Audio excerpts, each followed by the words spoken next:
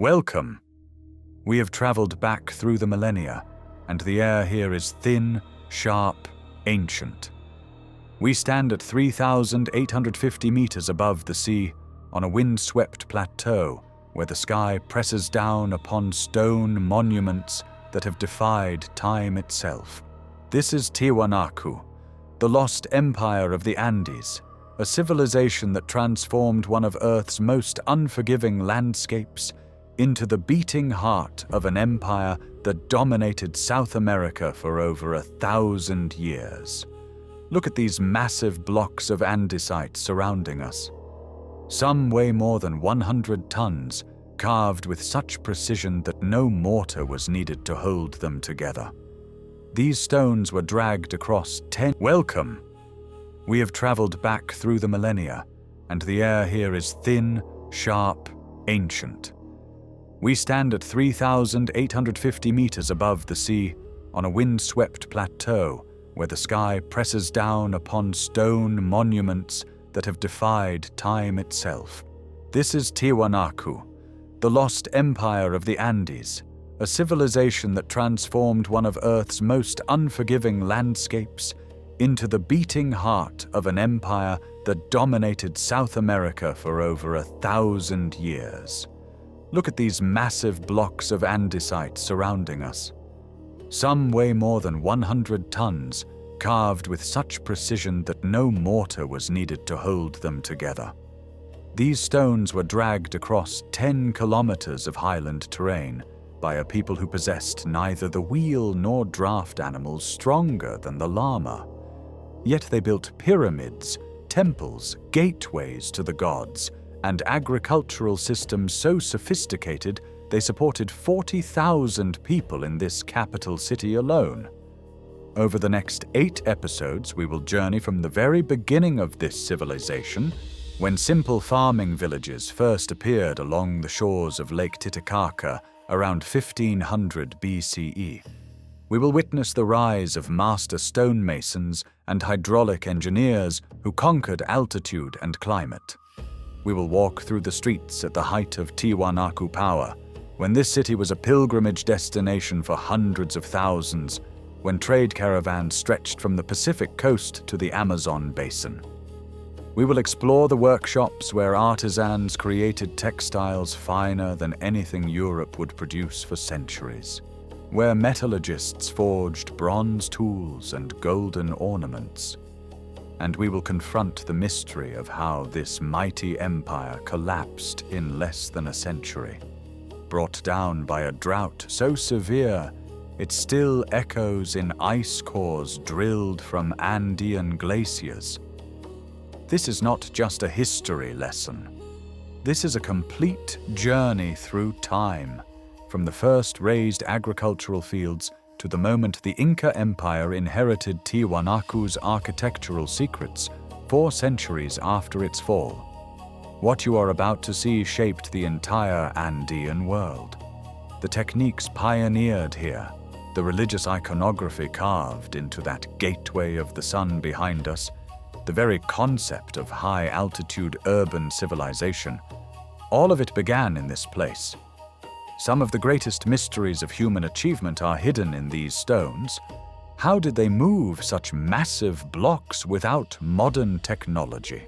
How did they create agricultural systems that outperformed anything we use today in similar The wind moves across the Altiplano at 3,812 meters above sea level, where oxygen thins and the sky presses close against ancient Earth. Lake Titicaca stretches vast and silver blue beneath the Andean sun, its waters cold and sacred, holding secrets older than memory. Along its southern shores, around 1500 BCE, small clusters of adobe dwellings emerge from the grasslands. These are not monuments, these are survival. The first farmers kneel in fields carved from harsh terrain, their hands working soil that resists cultivation. Quinoa seeds scatter across experimental plots, a grain that will sustain empires not yet imagined. Potato tubers nestle into earth, varieties adapted through generations to withstand frost that kills at dawn. The domestication unfolds slowly, deliberately, each harvest teaching lessons written in survival and starvation. Llamas move through highland pastures in managed herds, their wool providing warmth against nights that freeze breath into crystals. These camelids carry more than fiber. They transport goods between scattered settlements, their dung fertilizes reluctant fields, their meat sustains communities through seasons when crops fail. The relationship between herder and animal deepens into something approaching partnership. At Chiripa, radiocarbon dating will later reveal occupation layers from 1500 BCE. Adobe structures cluster around communal spaces where simple pottery vessels hold quinoa beer and stored grain. Stone tools, scraped ground, functional, shape daily existence. The settlements remain egalitarian. No palaces rise, no temples dominate. Authority rests in shared labor and collective decision. Yet something shifts around 800 BCE. At scattered sites along Lake Titicaca's southern shore, communities begin raising earth into platforms. These first mounds stand modest, 3 meters high, 20 meters across, but their construction requires coordination beyond individual family units. Stones arrive from distant quarries. Adobe bricks multiply into thousands. Labor organizes itself into patterns that suggest emerging hierarchy. The platforms serve ceremonial functions. Offerings accumulate. Pottery vessels decorated with geometric patterns. Llama bones from ritual sacrifices. Obsidian blades carried from volcanic sources days distant. Religious specialists emerge. Individuals who interpret weather patterns, mediate disputes, conduct ceremonies that bind communities together. The egalitarian villages begin their transformation into something more complex. By 500 BCE, one settlement grows larger than its neighbors. The site called Tiwanaku, positioned where rivers feed Lake Titicaca's southern basin, attracts pilgrims and traders. Its platforms expand. Its pottery workshops produce vessels distributed across the region. The population reaches several thousand, unprecedented concentration for the Altiplano. The raised field agricultural system begins its development. Farmers excavate channels between elevated planting surfaces, creating microenvironments where water moderates temperature extremes. Frost damage decreases, yields increase. The innovation spreads slowly across the lake basin, transforming marginal land into productive fields capable of supporting denser populations. Stoneworking techniques advance. Masons learn to shape andesite blocks with increasing precision, using harder stone tools and patient abrasion. The blocks fit together more tightly. The platforms grow taller. Architecture begins its journey toward monumentality. The sacred lake witnesses these transformations with ancient indifference, its waters reflecting sky and stone, while human ambition takes its first tentative steps toward empire.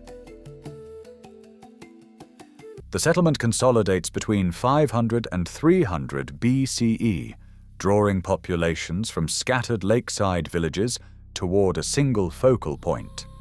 What begins as seasonal gathering place transforms into permanent ceremonial center. Adobe structures give way to stone foundations. The first platform mound rises at the site that will become Acapana, modest in scale but revolutionary in intent, earth shaped by human will into sacred geometry. Quarries open 10 kilometers distant in the Kimsachata Hills. Workers identify andesite outcrops, volcanic stone formed millions of years prior, now destined for transformation. The blocks emerge rough-hewn, weighing hundreds of kilograms, transported on wooden rollers and llama hide ropes across the Altiplano's unforgiving terrain. Each stone's journey requires coordinated labor from dozens of individuals. The logistics of movement necessitate social organization beyond kinship networks. Authority structures formalize. By 300 BCE, the Colosseum temple's foundations take shape. A rectangular platform oriented to celestial events, its corners aligned with solstice sunrise positions. Stone pillars rise at intervals, creating processional space where ritual performance unfolds before gathered witnesses. The architecture speaks a language of cosmic order made manifest in precisely positioned stone. Iconography emerges on ceramic vessels and carved stone. The staff god appears, frontal figure with radiating headdress, holding staffs topped with condor and puma heads, tears streaming from feline eyes. The image repeats with subtle variations across pottery, textiles, and monolithic sculpture. Religious symbolism standardizes, suggesting centralized theological authority. Priests interpret divine will, mediate between human and supernatural realms, accumulate power through exclusive knowledge.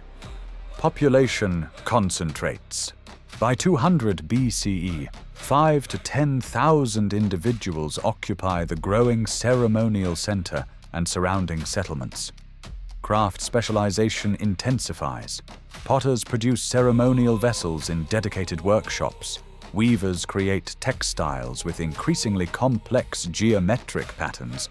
Stone carvers refine techniques for shaping andesite into smooth-faced blocks and intricate relief sculptures. The first carved monoliths stand within temple precincts. Stone figures 2 meters tall depict anthropomorphic beings with elaborate headdresses, their surfaces covered in low-relief designs representing deities, celestial bodies, agricultural symbols. Each sculpture requires months of patient work, pecking, grinding, polishing the volcanic stone until surfaces gleam and details emerge with crystalline clarity. Social hierarchy solidifies. Elite burials appear containing exotic goods, marine shells from Pacific coast, obsidian from distant volcanic sources, elaborate gold ornaments, fine textiles. Commoner burials hold simpler grave goods. The differentiation marks formalized inequality. Power concentrated in priestly and administrative classes who control ceremonial knowledge, organize monumental construction, manage agricultural surplus. The raised field systems expand across the lake basin, supporting larger populations. Surplus production flows toward the ceremonial center, sustaining non-agricultural specialists and funding increasingly ambitious construction projects. Stone platforms grow taller, temple complexes more elaborate, carved monuments more numerous. By 200 CE, Tiwanaku stands transformed, no longer village but sacred city. Its stone architecture visible from kilometers distant across the flat Altiplano. The settlement consolidates between 500 and 300 BCE, drawing populations from scattered lakeside villages toward a single focal point. What begins between 200 and 500 CE, stone transforms from building material into statement of cosmic power. The Akapana pyramid rises across the sacred precinct, its base measuring 257 meters east to west, 197 meters north to south. 7 terraced platforms ascend 18 meters towards the sky, each level constructed from precisely cut andesite blocks, weighing between 5 and 10 tons. Quarries 10 kilometers distant yield the volcanic stone, transported across the Altiplano through methods that leave no written record. Only the evidence of massive blocks fitted together with tolerances measured in millimeters. The pyramid's interior conceals engineering as sophisticated as its exterior grandeur. carved stone channels thread through the structure, forming an underground drainage network that manages water flow during seasonal rains. Runoff from the summit descends through precisely angled conduits, preventing erosion while creating ceremonial water displays. The system demonstrates hydraulic knowledge matching any civilization of the ancient world, applied at an altitude where freezing temperatures complicate construction and maintenance. Adjacent to the Akapana, the Kalasasaya temple expands into a rectangular enclosure measuring 128 by 118 meters. Massive sandstone pillars, each standing 4 meters tall and weighing 40 tons, define the perimeter at regular intervals. The western entrance aligns with equinox sunrise, transforming the temple into astronomical instrument. Priests track solar cycles, calibrating agricultural calendars that govern planting and harvest across the empire's expanding territories. Within the Kalasasaya stands the Ponce monolith, a 3-meter-tall andesite figure carved with intricate iconography. The staff god imagery covers the surface. Geometric patterns, feline features, serpent motifs, executed with precision requiring copper and bronze tools harder than the stone itself. The monolith represents not individual ruler, but divine authority, the cosmic order that Tiwanaku's priesthood claims to maintain. The semi-subterranean temple descends into earth rather than rising above it, a sunken courtyard measuring 28.5 by 26 meters. 48 stone heads protrude from interior walls, each face unique, possibly representing conquered populations or mythological beings. The temple's below-grade position creates acoustic properties that amplify ritual chanting, transforming human voice into supernatural resonance. Beyond the ceremonial core, raised field agriculture expands across 19,000 hectares of lake basin. The Suca-Collis systems reach maximum sophistication, elevated planting surfaces separated by water-filled canals that moderate temperature, prevent frost damage, and provide aquatic habitat supporting fish populations. Organic matter from canal bottoms fertilizes crops, creating sustainable yields of quinoa, potatoes, and oca. The fields support 40,000 residents in the capital city, plus regional populations approaching 200,000. Population growth between 200 and 500 CE transforms Tiwanaku from ceremonial center into true urban complex. Residential compounds spread outward from the temple core, organized by kinship groups and craft specializations. Adobe structures house commoners, while elite residences incorporate finely cut stone. The city reaches 20,000 to 30,000 permanent inhabitants, swelling during pilgrimage seasons when thousands arrive from distant territories. The pilgrimage networks extend Tiwanaku's influence across the southern Andes. Travelers journey hundreds of kilometers to witness ceremonies, consult oracles, participate in rituals. They carry home pottery decorated with Tiwanaku iconography, textiles woven in capital workshops, religious concepts that reshape local belief systems. Cultural influence flows outward along trade routes, preparing territories for political integration that will follow. By 500 CE, Tiwanaku commands the Altiplano through combination of religious authority, architectural monumentality, and agricultural productivity. The stone gateways stand complete, the hydraulic systems function flawlessly, the raised fields yield abundant harvests, the foundations of empire solidify into bedrock, awaiting territorial expansion. The Gateway of the Sun emerges from a single andesite block between 500 and 600 CE, carved with precision that defies the hardness of volcanic stone. 3 meters high, 3.75 meters wide, weighing 10 tons, the monolith stands as threshold between earthly and divine realms. Master sculptors work the stone's surface for months, perhaps years, creating the central staff god figure, flanked by 48 attendant deities arranged in 3 rows. Each figure measures mere centimeters in height, yet displays anatomical detail visible only upon close examination. The staff god holds vertical staffs topped with condor heads, wears a rayed crown suggesting solar divinity, displays tears streaming from geometric eyes. The iconography synthesizes centuries of Andean religious thought into coherent theological statement, readable across linguistic boundaries.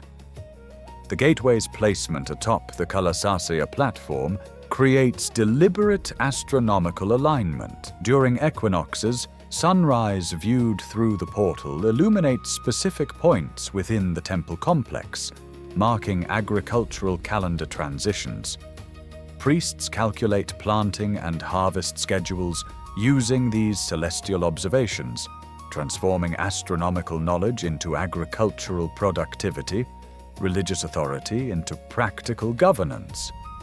The Putuni Palace expands simultaneously, covering 1,000 square meters with precisely fitted andesite blocks requiring no mortar.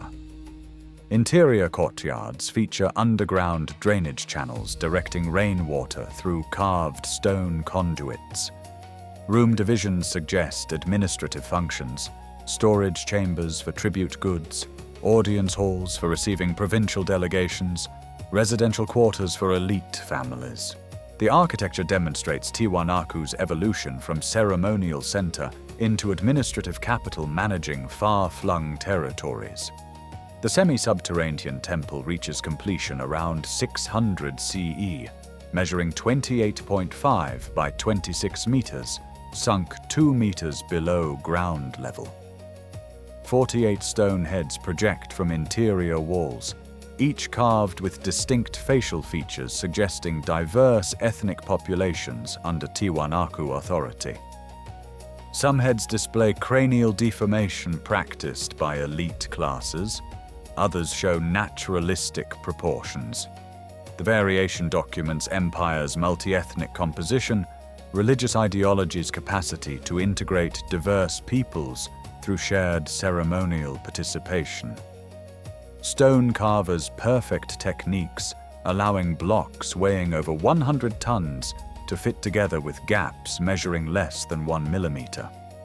Copper tools combined with abrasive sand enable cutting and polishing of andesite harder than the implements themselves. The labor investment represents thousands of worker hours, coordinated through centralized authority capable of mobilizing, feeding, housing massive construction crews across decades. Tiwanaku's influence extends 600 kilometers in all directions. By 700 CE, colonies established themselves in coastal valleys, eastern lowland zones, northern highland territories. The expansion operates through religious conversion rather than military conquest. Local populations adopt Tiwanaku iconography, architectural styles, ceramic traditions, agricultural techniques voluntarily, drawn by the capital's spiritual prestige and economic opportunities. The monumental construction phase transforms landscape into sacred geography. Every stone placement, every carved figure, every astronomical alignment reinforces theological claims about Tiwanaku's cosmic centrality. The architecture doesn't simply house religious activities, it manifests divine order in physical form, making abstract theological concepts tangible, permanent, undeniable. The stone will endure long after the civilization that carved it disappears. The empire extends across 400,000 square kilometers by 750 CE, transforming Tiwanaku from ceremonial center into administrative hub of an unprecedented Andean network. Colonies established themselves in the Moquegua Valley along Peru's southern coast, 300 kilometers from the capital, where Tiwanaku settlers construct irrigation systems, temples, residential compounds replicating highland architectural styles in foreign soil. The coastal settlements serve dual purposes: agricultural production in fertile river valleys and control of maritime trade routes bringing Pacific resources inland. Llama caravans traverse mountain passes in continuous streams, each animal carrying 20 kilograms of goods along routes connecting Altiplano, coast, and eastern lowlands. The trade networks operate with logistical sophistication rivaling any ancient economy. Coastal colonies ship dried fish, seaweed, marine shells, Pacific salt toward the highlands. Lowland outposts send coca leaves, tropical bird feathers, exotic woods, medicinal plants upward through ecological zones. The capital exports textiles, ceramics, bronze tools, religious artifacts, architectural expertise outward to peripheral territories. The Omo site in Moquegua demonstrates colonial organization. Tiwanaku settlers maintain distinct ethnic identity while integrating with local populations. Residential architecture mirrors highland styles, rectangular compounds with interior patios, stone foundations, adobe walls. Ceramic assemblages show pure Tiwanaku forms alongside hybrid styles, blending coastal and highland traditions. Burial practices preserve Altiplano customs, flexed positions, textile wrappings, offerings of Kero vessels, and bronze implements. The colonists remain culturally Tiwanaku despite geographic separation, sustained by continuous contact with the sacred center. The capital population peaks at 40,000 residents between 700 and 900 CE, with regional territories supporting 250,000 to 500,000 people under Tiwanaku influence. The urban core functions as pilgrimage destination, administrative center, craft production hub, religious authority. Neighborhoods specialize in particular industries. Ceramic workshops cluster in southern sectors. Textile production concentrates in eastern zones. Metallurgical facilities occupy northern precincts near water sources. The economic integration operates through tribute systems, ritual exchange, and voluntary participation in Tiwanaku's prestige economy. Exotic goods accumulate in elite contexts: obsidian blades from distant quarries, lapis lazuli beads from Chilean sources, gold ornaments crafted with coastal techniques, feathered textiles incorporating Amazonian plumage. The material culture demonstrates exchange networks spanning 3 major ecological zones: Altiplano grasslands, Pacific coastal desert, eastern tropical forests. The trade operates not merely for economic gain, but as demonstration of Tiwanaku's cosmic centrality, its ability to draw resources from all corners of the known world toward the sacred lake. The empire governs through religious authority rather than military force. Provincial populations adopt Tiwanaku iconography, architectural conventions, ceramic styles, agricultural methods because association with the sacred center confers legitimacy, access to trade networks, participation in prestigious ritual systems. The staff god image appears on pottery, textiles, stone carvings across the entire territorial expanse, creating visual unity among diverse populations. The empire expands through spiritual magnetism, economic opportunity, and the undeniable power of monumental stone architecture that makes divine authority visible across the Andean landscape. The ceramic workshop occupies a compound near the Acapana's eastern flank, where clay deposits mix with volcanic temper to create vessels that will carry Tiwanaku imagery across the empire. Artisans shape Kiro drinking vessels on slow wheels, their hands moving with practiced precision to form the distinctive flared rims that mark imperial style. The polychrome tradition demands multiple firings, cream slip applied first, then geometric patterns painted in red, orange, black pigments derived from iron oxides and manganese. Each vessel carries the staff god's image, the stepped motifs representing sacred mountains, the feline profiles that invoke divine power. Production reaches industrial scale, thousands of vessels annually, yet each piece maintains technical excellence that distinguishes Tiwanaku ceramics from provincial imitations. The textile workshops transform camelid fiber into fabric that rivals pottery as cultural currency. Women work vertical looms anchored to compound walls, creating tapestry weaves with thread counts exceeding 200 per inch. Alpaca wool provides the finest fibers, dyed with cochineal red, indigo blue, yellow from chilca flowers. The geometric patterns mirror ceramic designs, interlocking steps, stylized condors, repeating staff god figures reduced to essential elements. Elite garments require months of labor, their complexity announcing wearer status as effectively as gold ornaments. The textiles travel farther than ceramics, lighter and more portable, spreading Tiwanaku visual language throughout the Andes. Metallurgists work bronze in specialized workshops, where temperatures reach 1,100 degrees Celsius.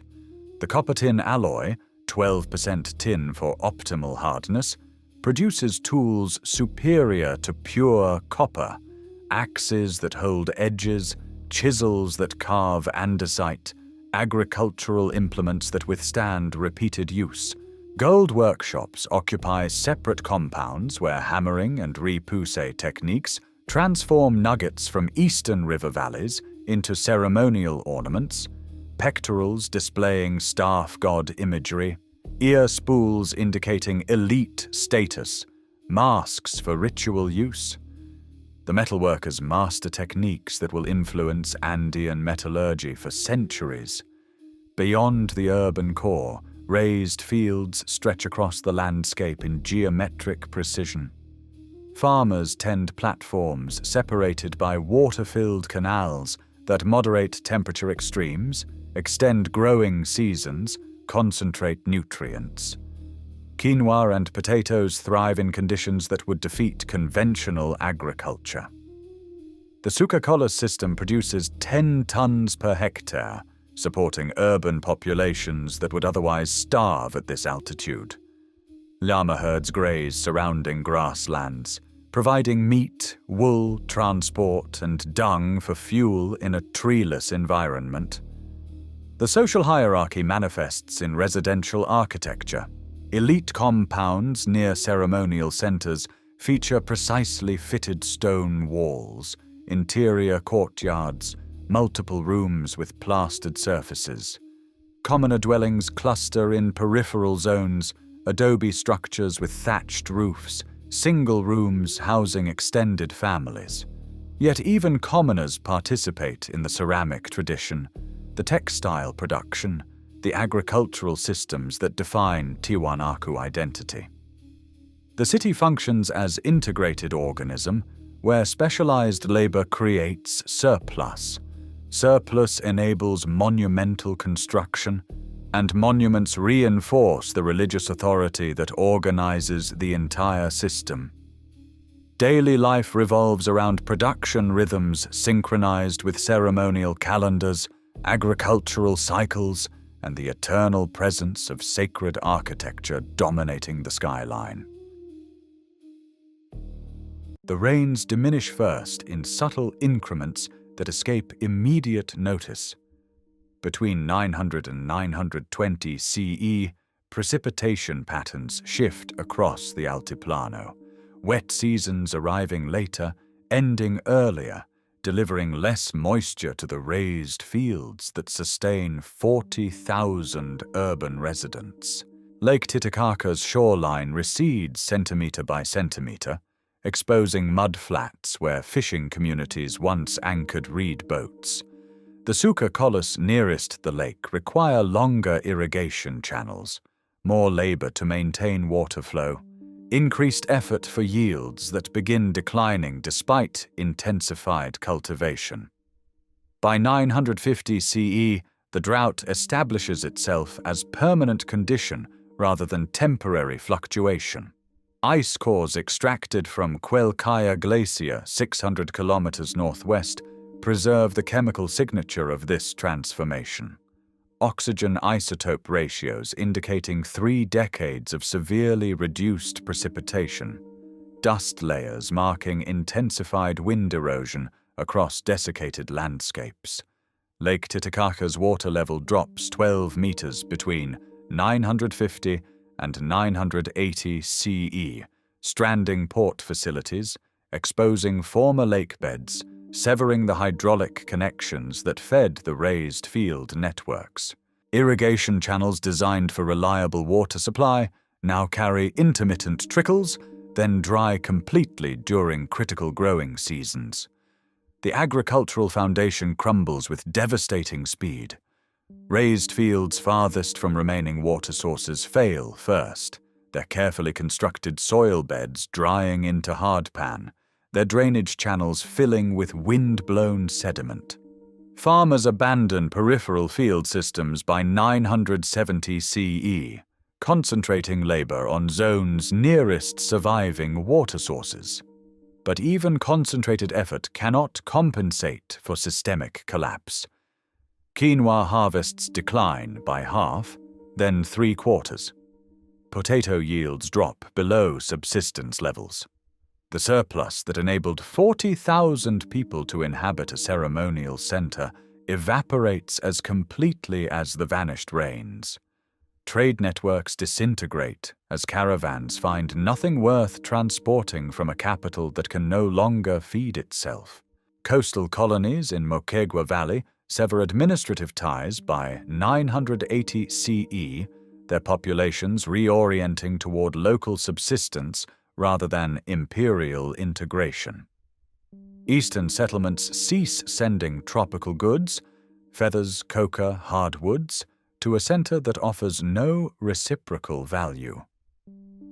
The economic web binding diverse territories under Tiwanaku authority unravels thread by thread. Political fragmentation follows agricultural failure.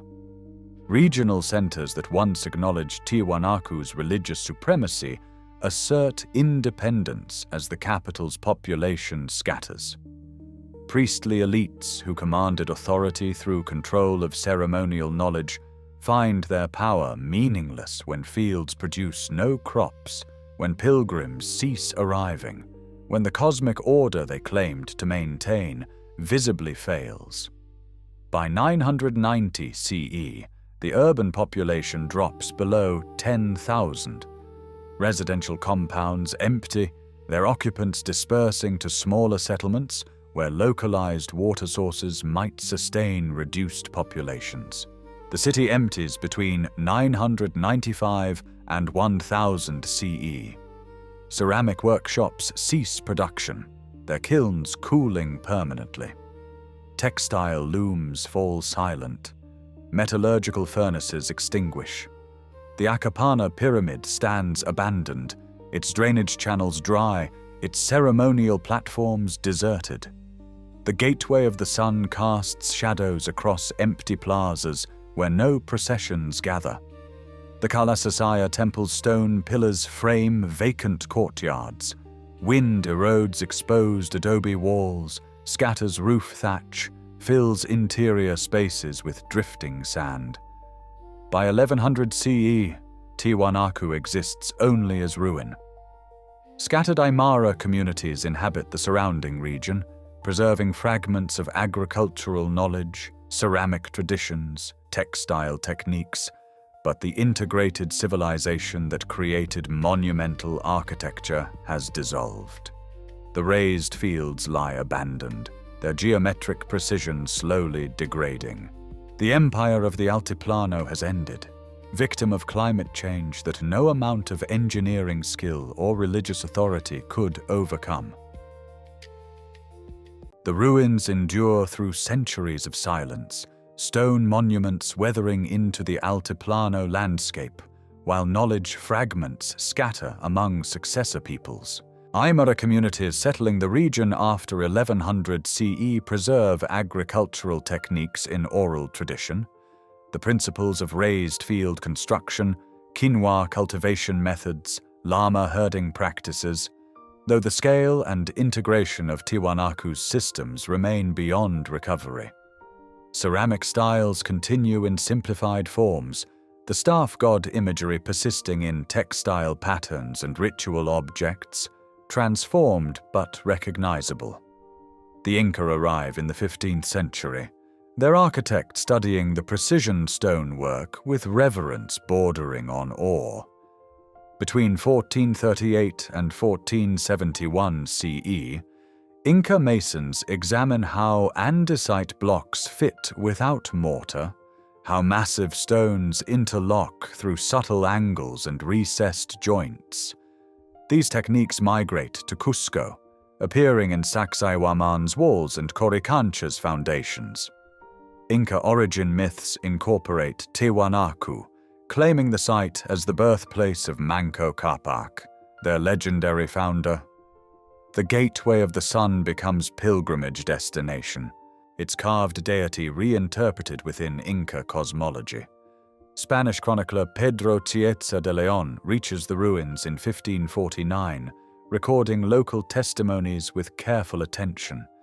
He describes stones so large that comprehension fails, gateways carved from single blocks, a civilization whose achievements seem impossible given available technology. His chronicles preserve Aymara accounts of Tiwanaku as ancient even in Inca times, a city built by giants or gods before the present age of humanity. The ruins suffer systematic looting through colonial centuries. Stone blocks become building material for churches in nearby towns, carved monoliths disappear into private collections, gold objects melt in Spanish furnaces. The Acapana pyramid serves as quarry, its precisely cut andesite-feeding construction projects across the region. By 1800, the site exists as fragmentary remnants, its original configuration obscured by centuries of extraction and erosion. Archaeological investigation begins in 1903, when Max Oulu conducts the first systematic excavations, establishing stratigraphic sequences and ceramic chronologies. Wendell Bennett's work in the 1930s reveals the Acapana's internal structure, its sophisticated drainage system, its role as ritual mountain. Carlos Ponce Sanginés directs major restoration projects between 1957 and 1991, reconstructing the semi-subterranean temple and stabilizing the Kalasasaya platform. Modern research employs ground-penetrating radar, revealing buried structures across 4 square kilometers. Satellite imagery maps ancient raised field systems extending 50 kilometers from the urban core. Isotope analysis of human remains demonstrates Tiwanaku's multi-ethnic population, individuals born in coastal valleys and eastern lowlands, buried in the sacred city. Studies of Quelcaya ice cores confirm the catastrophic drought, providing climate data that explains the collapse with scientific precision. UNESCO designates Tiwanaku a World Heritage Site in 2000, recognizing its significance as testimony to Andean civilization's achievements. The Bolivian government establishes protective boundaries, though urban encroachment and agricultural expansion continue threatening unexcavated areas. Contemporary Aymara communities maintain spiritual connections to the ruins, conducting ceremonies at the Gateway of the Sun during winter solstice, weaving traditional textiles using patterns descended from Tiwanaku artisans. The civilization's legacy persists in agricultural knowledge now recognized as sustainable adaptation to high-altitude environments, in architectural techniques that withstand seismic activity, in artistic traditions that continue shaping Andean identity. Tiwanaku demonstrates how human societies engineer solutions to environmental extremes, create monumental expressions of cosmic order, and leave enduring marks on landscape and culture even after political structures dissolve. Thank you for joining this journey through Tiwanaku's remarkable story. Subscribe to explore more ancient civilizations and the mysteries they left behind.